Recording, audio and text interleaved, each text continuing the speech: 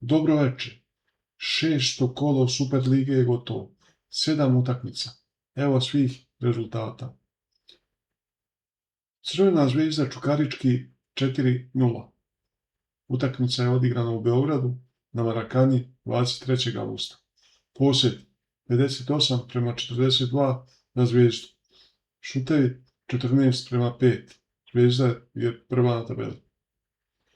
Idemo na šok kola. Mladost Partizan 3:1. U Lučanima veliki šok.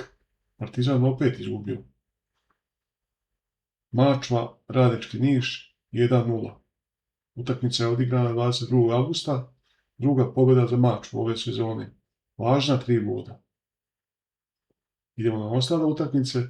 Radnički 1923 IMT 2:1. Utakmica je odigrana u Kragujevcu. OFK Beograd Zemun 1:0 u Staroj Pazovi. Radnik Novi Pazar 1:0 u Surdulici i Vojvodina Železničar 1:0 u Novom Sadu. To je to. To je 6. kolo. Pišite u komentar ko je iznenadio najviše. Vidimo se.